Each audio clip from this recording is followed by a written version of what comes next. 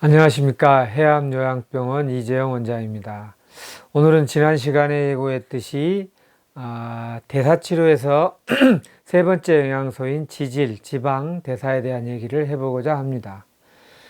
자, 이 지방에 대한 얘기를 하기 전에 한번 우리가 에너지를 만드는 세 가지 영양소에 대한 특징을 간단히 살펴보도록 하겠습니다. 제가 누누이 얘기하지만 세 가지 영양소 중에 가장 빠른 시간에 에너지원으로 빨리 활용할 수 있는 영양소가 뭐라고 했습니까? 포도당이라고 그랬죠. 그래서 암세포는 건강한 세포와 달리 빠르게 분열 증식하는 것을 중요한 방식으로 삼기 때문에 우선 제일 먼저 포도당을 에너지원으로 삼으려고 한다라고 했습니다. 물론 암종에 따라서 조금씩 차이는 있지만 거의 대부분이 그러합니다. 그런데 그 부분이 경로가 막히면 암세포는 그 다음에 단백질이나 또는 지질에서도 에너지원을 삼아서 자신의 생명을 유지하는 데 활용한다는 점입니다. 그래서 그 부분에 대한 것까지 알 필요가 있겠죠. 자, 그게 이제 포도당의 특징이라고 그랬고, 두 번째 단백질은 뭐가 제일 큰 특징이냐면요, 고유성입니다. 그러니까 우리가 같은 음식, 같은 밥을 똑같이 먹어도 어떤 사람은 눈이 갈색인 사람이 있고, 눈이 유난히 까만 사람도 있고, 키가 큰 사람도 있고, 작은 사람도 있고, 피부가 단단한 사람도 있고, 부드러운 사람도 있죠. 이렇게 각자의 고유한 살과 뼈를 만들게 하기 위해서는 먹는 재료가 같아도 우리가 유전자를 어떻게 편집하느냐에 따라서 다른 단백질을 만들어내기 때문입니다. 그래서 단백질은 각자 다 다른 고유성을 표현하는 대표적 영양소입니다. 그런 특징으로 이해하면 다음에 단백질 그리고 아미노산을 이해할 때 참고가 될 수 있으실 겁니다. 세 번째가 지금 말하고자 하는 지방인데, 이 세 가지 영양소 중에 가장 저장하는 데 가장 효율적인 영양소가 지방입니다. 저장하기 참 좋게 되어 있는 구조이고 형태이고 기능 활동을 합니다. 그 지방을 보도록 하겠습니다.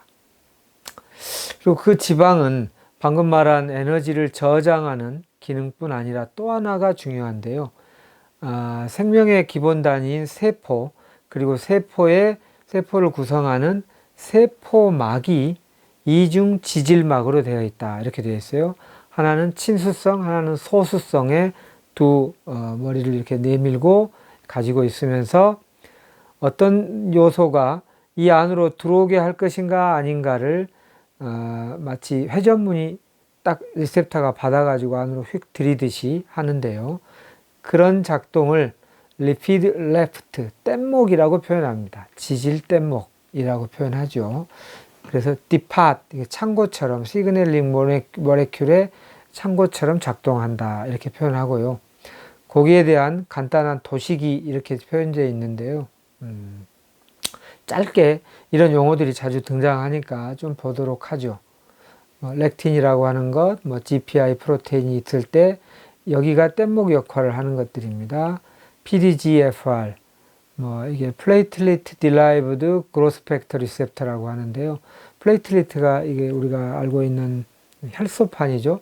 혈소판류의 성장인자 리셉터를 통해서 들어옵니다. 그리고 또 G단백 연결 단백질이라고 하는 GPCR, EGFR은 많이 들어보셨죠. 상피세포 성장인자, 이건 많이 들어보셨을 거예요. 그리고 MDR, 멀티드럭 리지스턴트라고 하는 다제약제 내성을 형성하는 이런 것들이 들어오는 것을 얘네들이 뗏목으로 역할을 한다는 뜻입니다. 이렇게 안으로 들어오게 하는. 그래서 여기에 이런 재밌는 표현이 있어요. To be or not to be, that's the question. 유명한 문구죠. 햄릿에 나오는 죽느냐 사느냐 이것이 문제다. 또는 여기서 여기에 있을 것이냐 있지 않을 것이냐 그것이 문제이다. 질문이다. 이런 얘기인데 안으로 들어오게 할 것인가 아닐 것인가 이것이고요. 또 이것과 연결하여 암세포에서 암 전이의 주 원인이 되는 아노이키스에 대한 얘기를 했습니다. 아노이키스 리지스턴트와 전이 이렇게 되어 있는데요. 아노이키스에 대해서 언젠가 얘기를 한 적은 있었는데요. 세포가 제거되고 죽어가는 과정을 크게 한 세 가지로 분류할 수 있는데요. 첫 번째는 세포 괴사, 네크로시스라고 그래요. 세포가 파괴돼서 안에 있는 물질을 확 뿜으면서 염증 물질도 뿜으면서 결국은 죽어가는 과정. 이게 세포 괴사고요. 두 번째는 아포토시스라고 하는 세포 자멸사, 세포 자살이라고 하는 게 있습니다. 이게 처음에는 세포가 그냥 파괴돼서 죽는 네크로시스하고 큰 차이가 없는 줄 알았는데 자세히 봤더니 특이하게도 자신의 염증 물질을 확 뿜어서 주변에까지 폐해를 끼치지 않고 오히려 쪼그라들듯이 스스로 조금씩 약해져서 면역세포나 대식세포가 탁 삼켜서 쉽게 삼켜서 그걸 분해해서 그 중에 일부 물질은 재활용하기 좋은 구조로 사그러들더라. 그래서 이게 네크로시스하고 뭔가 다른 무언가 있네 라고 한 것을 잘 봤더니 이게 아포토시스라고 하는 어떤 또 다른 방식의 죽음이다. 그리고 그것을 잘 신호를 주는 대표적 유전자가 P53이더라 라고 하는 게 밝혀졌습니다. 그래서 모든 종류의 암세포의 50에서 60%가 이 P53 기능이 변이돼서 제대로 작동하지 않는다는 건 유명하죠. 그래서 암 억제 유전자 중에 대장을 뽑으라면 P53을 뽑는 것이 그것입니다. 그게 암세포가 자살하는 거, 아포토시스를 막는다라는 거고요. 또 하나의 죽음이 있는데 그게 아노이키스입니다. 아노이키스라는 것은 예를 들어서 간세포가 간이라고 하는 그 안에 있을 동안 옆에 세포랑 이렇게 간 주변에 동료 세포랑 붙어 있을 때는 제 기능을 하다가 이게 떨어져 나가면 그 자신의 거처를 떠나면 건강한 세포는 살아남지 않고 저절로 죽게 되어 있습니다. 그거를 아노이키스라고 그래요. 자기 거처를 벗어나면 죽는 것. 그런데 암세포는 죽지 않으면서 이 아노이키스에 대해서 저항하면서 전이를 일으키더라 이런 뜻입니다. 그것이 필요한 게 이제 앞으로 나오겠지만 EMT라고 하죠. 상피 간엽 전환이라고 하는 것을 통해서 전이 되기 좋은 구조로 바뀐다. 그것을 다른 형태로 얘기하면 다세포 생명체의 특징은 이런 식으로 아노이키스가 됩니다. 이게 자기 거처를 떠나면 죽게 되어 있는데 단세포는 안 그렇더라. 그래서 아까 제가 말한 상피 간엽 전환 EMT는 다세포에서 단세포로 전환하게 하는 것이다 라고 상징적으로 얘기를 합니다. 그런 식으로 돼서 아노이키스를 저항하면서 전이를 일으키게 한다. 그런 관점입니다. 그래서 이렇게 빠져나가서 그렇게 한다는 것이고요. 자, 여기에서 우리가 스타틴이라고 하는 우리가 암 대사 치료를 서양 약물을 가지고 하는 암 대사 치료 방식들, 기능의학을 하시는 약방 선생님들끼리 많이 하시죠. 스타틴을 상당히 많이 쓰는데 그것이 어떤 의미가 있는지를 좀 간단히 설명드리고자 합니다. 스타틴이 콜레스테롤이라고 하는 것을 막는 데 중요한 역할을 합니다. 아까 이 암세포에서 이때 콜레스테롤이 있으면 암을 주로 성장시키는 어떤 성장인자들이 세포 안으로 들어오기 아주 좋습니다. 그러니까 암의 입장에서는 콜레스테롤을 좀 줄이고 없앨 수 있어야 암을 성장하는 인자가 세포 안으로 들어오게 하는 것을 막는다는 뜻이거든요. 그래서 어떻게든지 콜레스테롤을 줄이는 것이 암 치료에서 매우 중요합니다. 그런데 여기에서 스타틴이라고 하는 이 서양 약물이 고지혈증 약에 쓰였던 이 약물이 콜레스테롤을 줄이면서 이러이러한 경로를 통해서 쭉 들어가게 되면 결국은 HH 시그널을 막고 그래서 콜레스테롤을 줄일 수 있게 한다. 이런 내용입니다. 그리고 이거를 좀 더 선명하게 그려져 있는데 스타틴의 엔티튜머 이펙트라고 되어 있는데 항암 효과들 크게 4개로 나누어서 설명을 했네요. 첫째 엔티 프롤리퍼레이티브 이펙트라고 빠르게 막 분열 증식하는 것을 막는 효과가 있다. 그리고 그것들이 앞부분에 제가 얘기했던 PI3K, AKT, mTOR 경로 이거를 막기도 하고 ALK1, 2도 막기도 하고 RAS 경로도 막기도 하고 또 MYC이라고 하는 대표적 또 마지막 경로죠. 이렇게 빠르게 분열 증식하게 하는 마지막 회로의 끝부분에 작용하고 있는 이것 또한 억제시킨다. 그리고 AMPK는 오리가 활성화해서 점점 인산화를 시키는 건데 이거는 활성화시킨다. 이렇게 되어 있습니다. 스타틴이. 그리고 또 이쪽으로는 세포의 마이그레이션. 한 곳에 있으면 거처를 떠나면 안 되는데 거처를 떠나서 이주해 가지고 또 거기에 침습해서 들어가는 것을 막는 효과를 한다.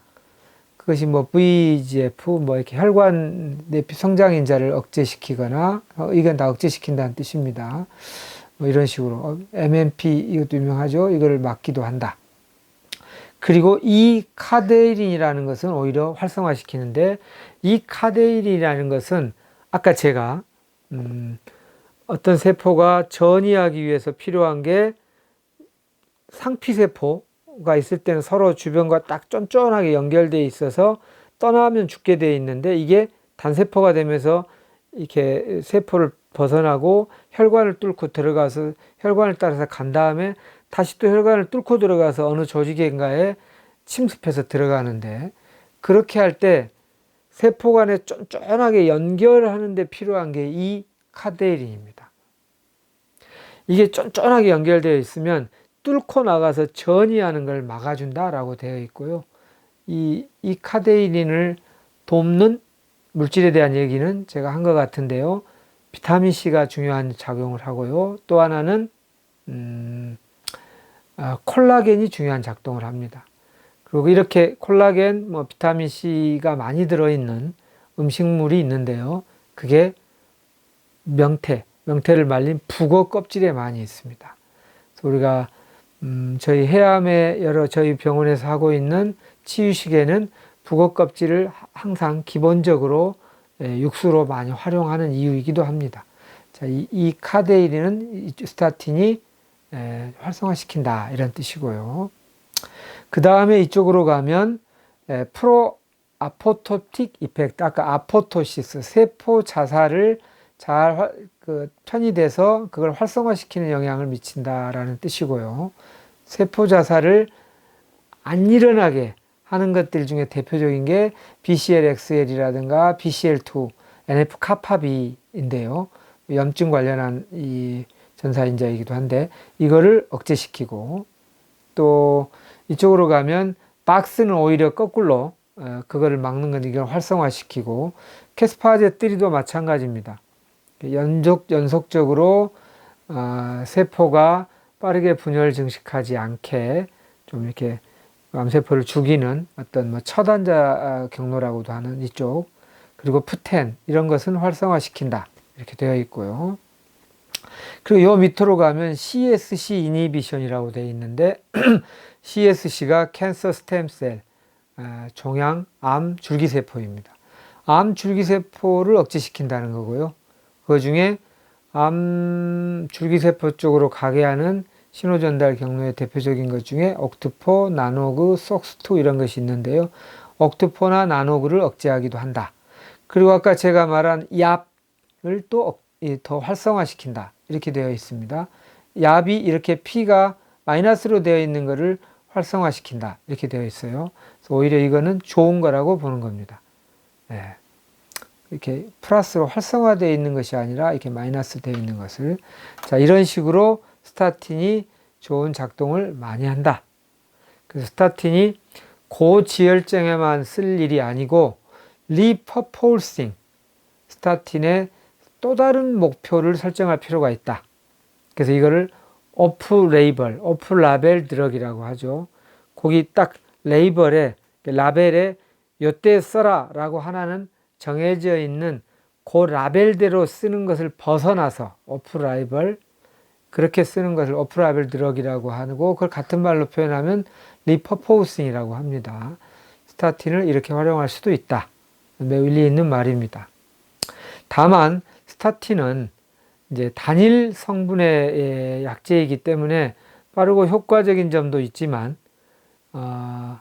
또 어떻게 보면 하나를 지나치게 막아서 또 우리 몸에 너무 기운이 떨어지게 하거나 이런 위험성도 같이 존재합니다.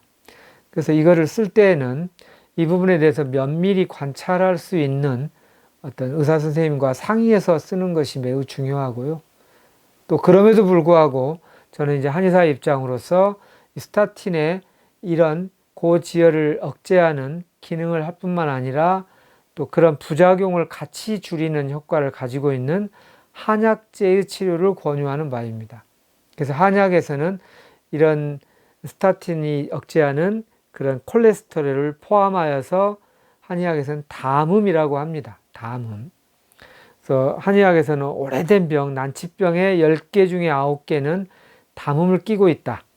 그리고 어혈을 끼고 있다. 이렇게 표현하거든요. 그래서 담음을 억제하는 한약제인 반하라든가 과루인이라든가 이런 약제를 쓴다면 훨씬 좋은 효과가 난다라고 저는 설명드릴 수 있겠습니다. 자, 그래서 이렇게 여기 쭉 보면은 방금 아까 제가 EMT, Epidural to Mesenchymal Transition, 그 뭐라고 그랬습니까? 전이하려고 할 때 다세포였고 주변에 딱 붙어 있으면 살고 떠나면 죽게 돼 있는 이 구조가 단세포식으로 빠져나가서 전이하더라. 그게 EMT라고 그랬죠. 이런 것들을 막는 것을 HMGA, High Mobility Group A가 한다라는 것이고, 이런 것들을 막는 것이 커큐민이라고 하는 형분이 한다. 커큐민 하면 유명하죠. 강황에 많이 들어있고요. 또 한의학주에 아출에도 많이 들어있습니다. 그런데 이 커큐민의 성분만, 유효 성분만 뽑았더니 의외로 많은 성분이 그냥 대변으로 나가버리고 그것을 세포에 활용하는 율이 줄어서 그거를 활용도를 높이기 위해서 후추를 같이 쓰면 활용도를 높인다. 이런 것도 활용할 수가 있기도 하고요. 또한 커큐민 하나만 쓰는 것보다는 강황이나 아출이라는 것을 썼을 때 훨씬 효과가 좋다라는 것을 또 하나 말씀드리고 싶습니다. 그래서 여러 가지 치료 사례들이 나오고 있다라는 말씀을 이제 드리면서 오늘 얘기를 마치고자 합니다. 자, 여기까지 그동안에 좀 길게 어려운 내용일 수도 있고 또 쉬운 내용일 수도 있지만 포도당, 그리고 두 번째는 각 세포의 작동을 할 때 필요한 철에 대한 얘기, 세포가 분열 증식할 때마다 촉매가처럼 철이 늘 작동을 한다. 철을 잘 해독하거나 킬레이션, 같은 말이지만 하는 얘기, 그리고 단백질에서 저분자화된 아미노산에 대한 얘기, 그리고 지질, 지질은 지방산이 되면서 우리가 활성화되죠. 여기에 대한 얘기, 물론 다 하지는 못했지만 그 중에 몇 가지 포인트를 말씀드렸고요. 이걸 통해서 우리는 복합적으로 다중표적을 보고 치료해야 되겠다라는 것이고요. 그것이 단일 성분보다는 복합 천연물로 쓴다는 것이 더 효율도 높이고 내성도 막고 부작용도 줄일 수 있다. 저희가 해암요양병원에서 여러 환우들에게 이렇게 천연물로 한 복합 대사방을 써보면 확실히 부작용이 줄고 그리고 치료 효과도 좋고 하는 것을 볼 수 있었습니다. 오늘 여기까지 정리하고 마치도록 하겠습니다. 수고하셨습니다.